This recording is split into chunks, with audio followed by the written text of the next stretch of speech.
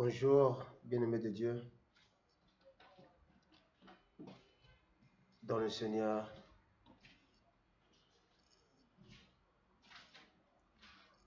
Je viens encore aujourd'hui devant vous pour une mission que le Saint-Esprit m'a accordée pour moi et pour son peuple. Je me présente, je m'appelle prophète Panzou Jean-Claude Akoub. À présent, je suis mandaté par Dieu être le responsable d'une église nommée l'église La Montagne des Oliviers.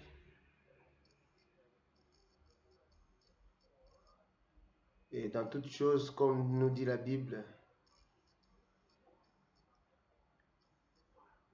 qu'on sanctifie d'abord le Seigneur. C'est pourquoi je vais prier.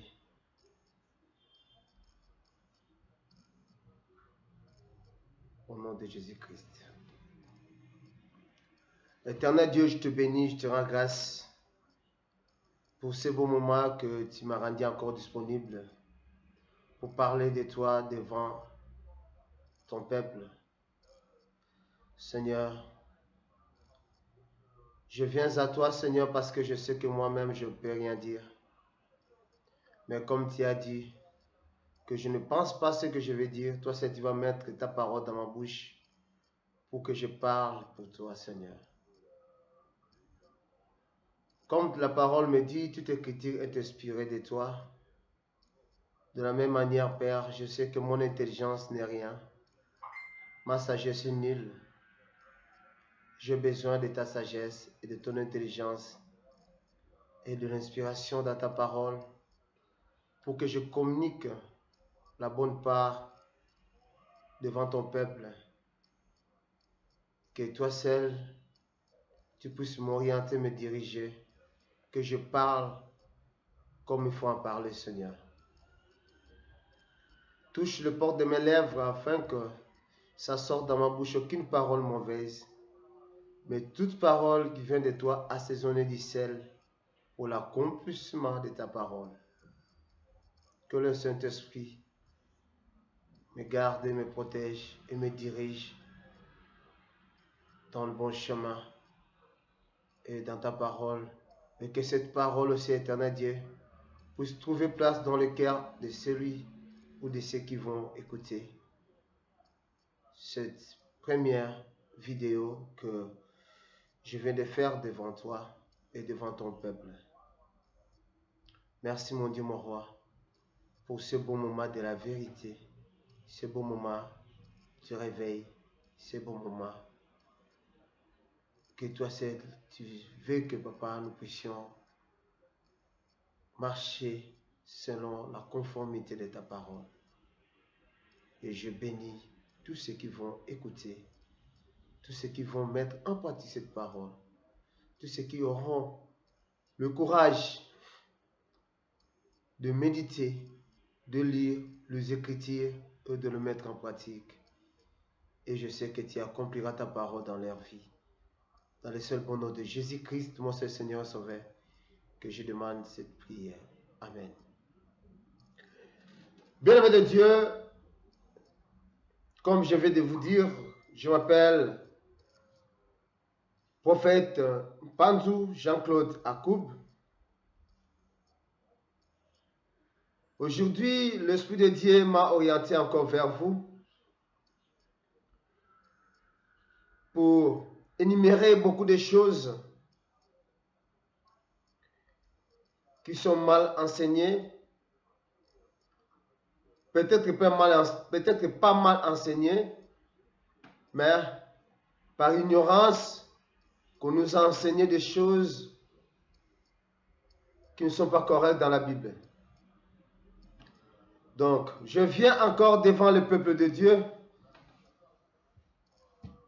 pour ramener une réveil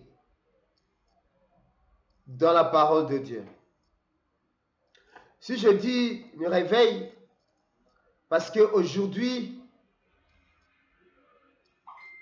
nous ne sommes plus dans l'église des réveils. Les enfants de Dieu commencent à s'endormir parce que la parole n'est plus dans leur intelligence, la parole n'est plus enseignée. Beaucoup d'entre nous aujourd'hui, les serviteurs de Dieu, ils se présentent que devant les enfants de Dieu pour enseigner des choses à laquelle il a réfléchi, qui va le pousser à faire des miracles, à imposer les mains, à faire d'autres choses. Tu vas dans telle église, on te parle de la femme qui a perdu du sang, tu vas là-bas, Barthélemy avait besoin de revoir encore, tu parles là-bas, le miracle qui s'est passé. Bien, mais je vais te dire une chose. Ce n'est pas le miracle qui t'accompagnera dans le royaume des cieux. Le miracle, ce n'est pas le royaume des cieux. Beaucoup, ils ont vu le miracle de Jésus. Beaucoup, ils ont reçu aussi des miracles de Jésus, mais ce n'est pas tous qui ont dit libérer Jésus. C'est eux qui ont dit libérer Barabbas et crucifions Jésus. Parmi ces gens, il y avait des gens aussi qui étaient avec Jésus-Christ, qui ont vu des miracles, que eux-mêmes aussi, ils ont bénéficié du miracle de Jésus. Souvenez-vous, une fois Jésus-Christ a fait des miracles et ces gens sont tous partis, mais il y a seulement un qui est revenu vers Jésus. Donc beaucoup aujourd'hui, vous recevez des miracles, mais je vous dis, vous n'êtes pas encore dans le chemin du royaume des cieux. Le royaume des cieux, c'est mettre la parole de Dieu en pratique. De croire en Jésus et de mettre la parole de Dieu en pratique. Il n'y a pas d'autre secret. Si je dis, je viens encore avec cet esprit de réveil dans la vie des enfants de Dieu, parce qu'aujourd'hui, il y a deux esprits qui règnent autour de l'Église. Je dis bien autour de l'Église. Cet esprit est vraiment maintenant dans des églises. C'est quoi cet esprit? Lisons le livre de 1 Jean chapitre 4.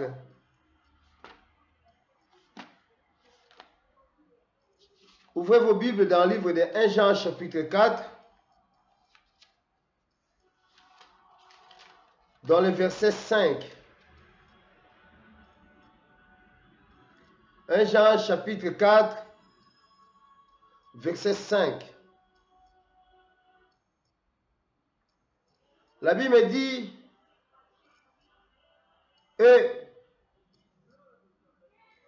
ils sont du monde. C'est pourquoi ils parlent d'après le monde et le monde les écoute. Eux, ils sont du monde. C'est pourquoi ils parlent d'après le monde et le monde les écoute. Verset 6. Nous, nous sommes de Dieu. Celui qui connaît Dieu nous écoute. Celui qui n'est pas de Dieu ne nous écoute pas. C'est par là que nous connaissions l'esprit de la vérité et l'esprit de l'erreur. Je reprends. Et ils sont du monde. C'est pourquoi ils parlent d'après le monde et le monde les écoute. Nous sommes de Dieu. Celui qui connaît Dieu nous écoute. Celui qui n'est pas de Dieu ne nous écoute pas. C'est par là que nous connaissons l'esprit de la vérité et l'esprit de l'erreur. La Bible nous parle des esprits. L'esprit de vérité et l'esprit de l'erreur. Aujourd'hui, nous marchons dans cet esprit. le spirit de l'erreur. Dieu soit loué à ceux qui annoncent le spirit de vérité. Je sais qu'il y en a encore aujourd'hui des gens qui annoncent la bonne nouvelle. Et selon mes constats,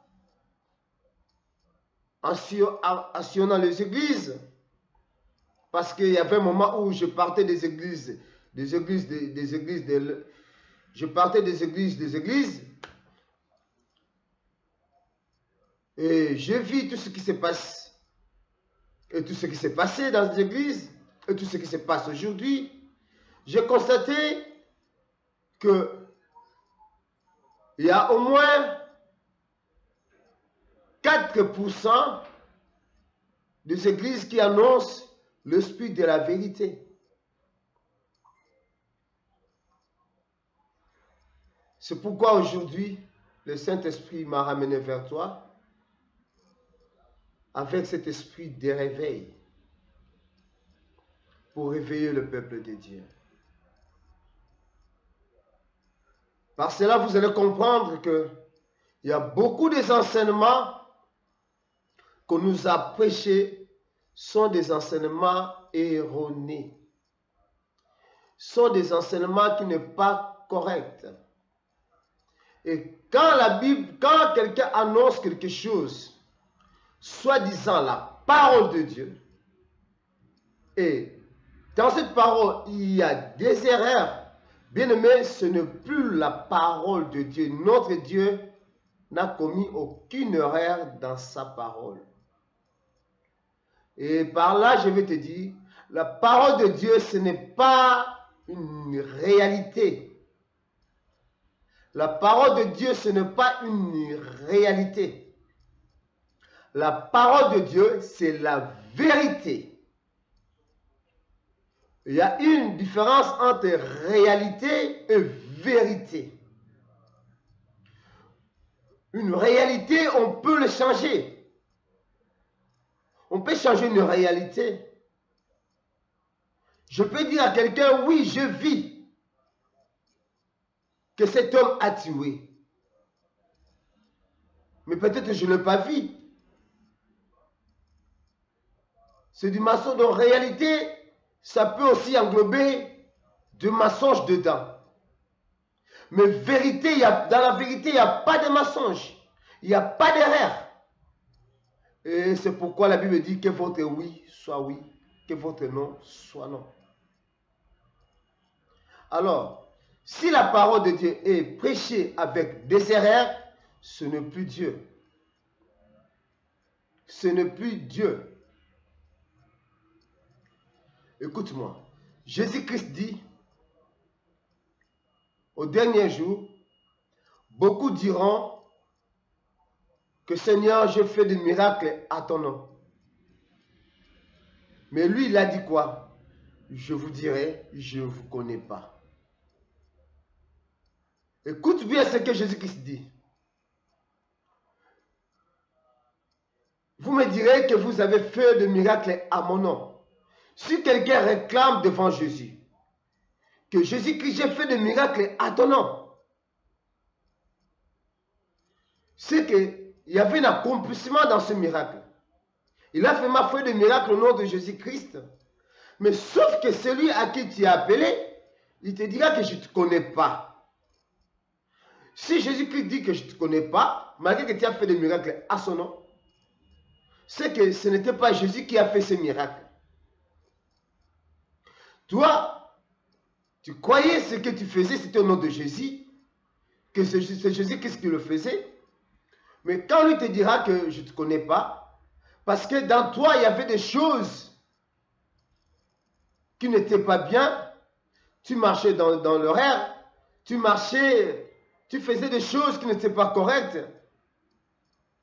Et Satan, en profitant, à chaque fois que tu avais besoin de miracles, il accomplissait pour que toi, tu demeures toujours dans cette erreur. Parce que celui qui fait des miracles n'a pas besoin de faire des recherches. Celui qui fait des miracles n'a pas besoin de lire la parole de Dieu, de prier. Celui qui fait des erreurs n'a pas besoin de respecter, de craindre la parole de Dieu parce que c'est que je vais faire des miracles. Celui qui fait des miracles n'a pas besoin de contrôler ce qu'il dit, si c'est la vérité ou pas. Donc, parce qu'en lui, il n'y a que des miracles. Et parce que tu fais des choses, parce qu'il y a des miracles, tu ne vérifies même pas, tu ne lis même pas la parole, tu fais des choses qui sont contre la Bible, contre la parole de Dieu. Jésus-Christ te dira que je ne te connais pas. Alors, il y a un apôtre de Jésus, lui qui croyait que il était déjà dans le réveil parce qu'il a rencontré Jésus. Mais cet homme dormait encore. Cet homme dormait encore. Comme aujourd'hui, le peuple de Dieu, nous croyons que nous sommes vraiment dans le réveil. D'abord, pourquoi le réveil?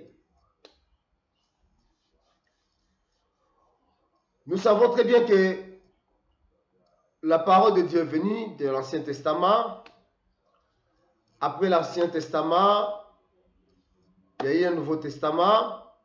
Nouveau Testament, après il y avait un temps de transition, l'acte des apôtres. Après l'acte des apôtres, il y a eu des épîtres de Paul,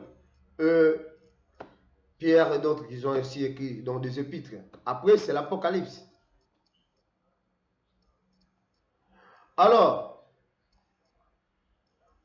nous savons très bien que notre Dieu marche selon le temps et selon la connaissance de l'homme.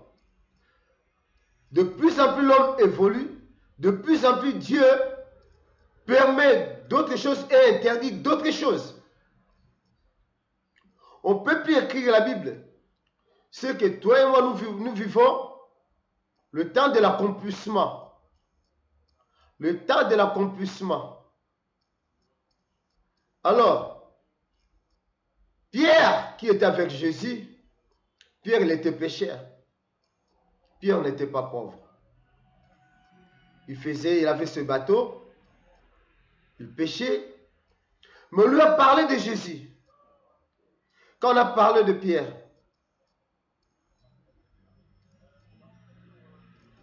on a parlé à Pierre l'histoire de Jésus, que j'ai rencontré le Messie. Pierre il est parti voir cet homme. Il a vu Jésus. Quand Jésus-Christ dit, ah, Simon, on t'appellera maintenant Pierre. Parce que toi, je bâtirai mon église. Alors, Pierre, il a continué. J'aime cet homme parce qu'il était vraiment celui qui était vraiment vers Jésus. Donc, le pied gauche, donc il était vraiment avec Jésus. Mais sauf que, pendant tout ce temps, Pierre était avec Jésus-Christ. Pierre, croyant qu'il est dans le temps de réveil, Pierre dormait encore. Comme je viens de dire, il y avait des catholiques. Dieu a vu l'évolution de l'homme. Il a vu que l'homme n'est pas vraiment enseigné. Il a endurci le cœur de nos papas. Et ils se sont décidés de s'écarter, de protester.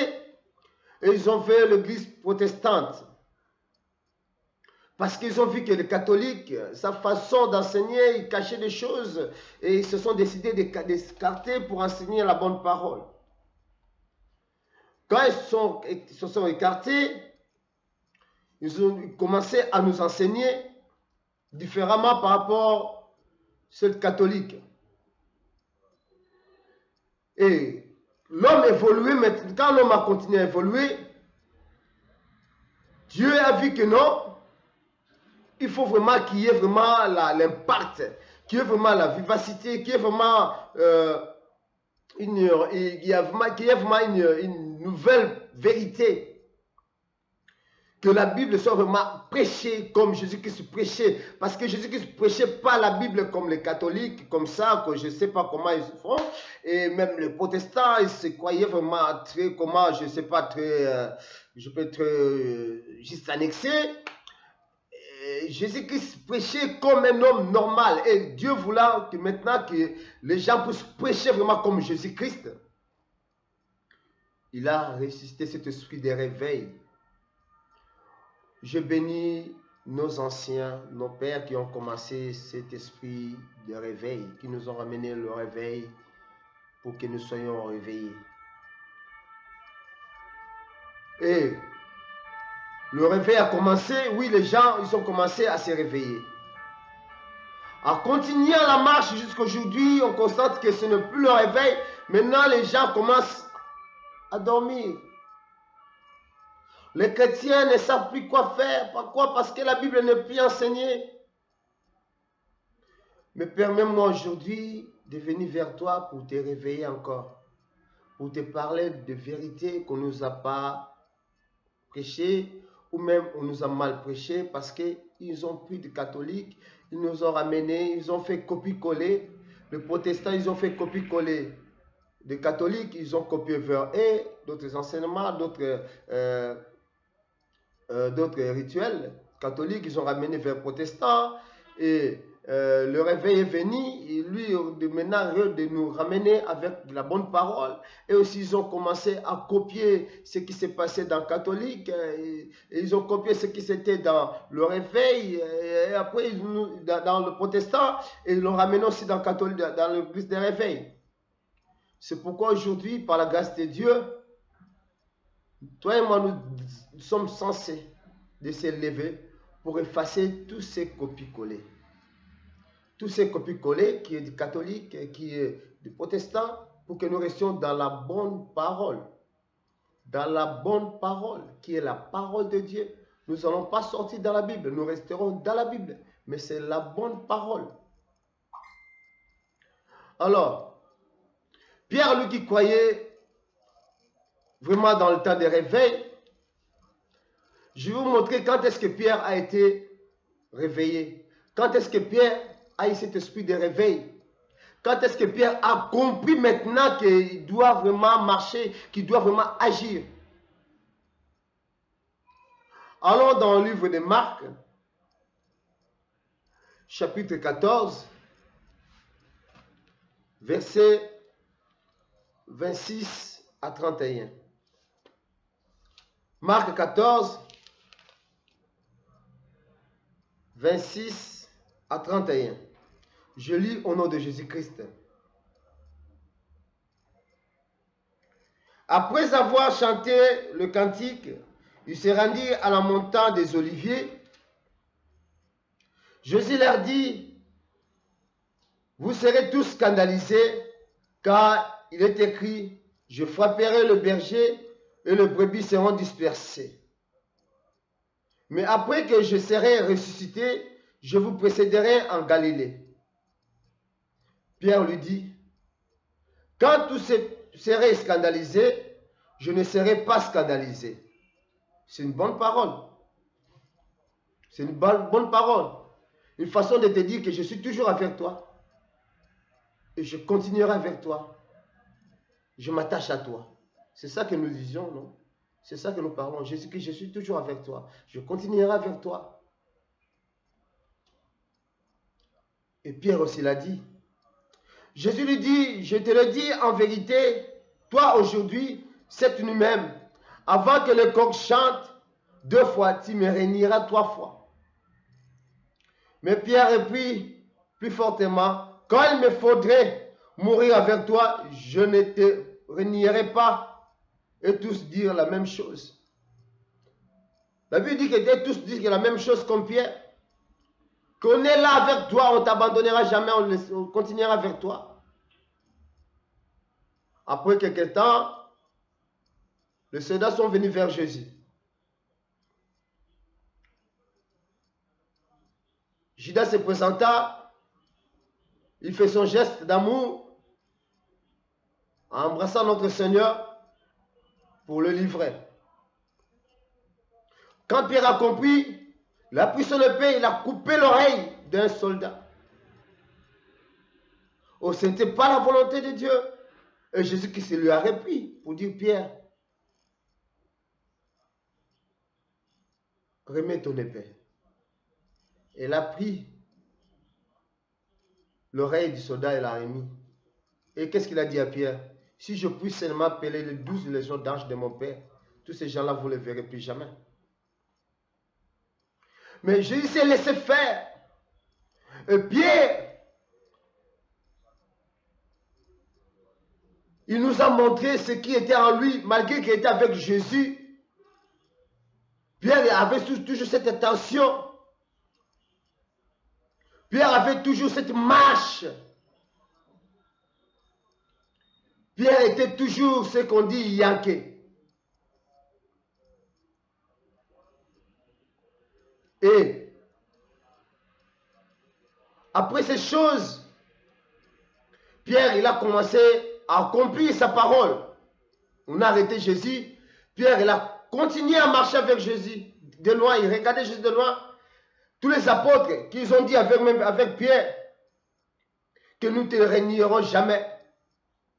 La Bible ne parle pas de tous ces apôtres. Donc je ne sais pas si eux aussi suivaient Jésus. Mais Pierre, oui, il voulait même continuer à faire ce qu'il a dit. Mais sauf que, devant ce canal, Pierre a commencé à régner notre Seigneur. C'est ça la vie de chrétien aujourd'hui, qui croit être vraiment debout. Quand il y a des scandales, c'est là que on reconnaît quelqu'un qui est vraiment chrétien. Toi qui dis chrétien, dans l'esprit de réveil, tu sais que dimanche tu es à l'église, samedi tu t'en vas dans une fête, tu dors là-bas, et dimanche tu ne viens pas, tu dis pasteur, on t'appelle pourquoi tu n'es pas là? Non, j'ai passé la nuit dans une fête et je n'ai pas eu le courage de se lever. Tu dis chrétien. Tu ne privilèges pas ton maître, celui qui te donne le souffle de vie.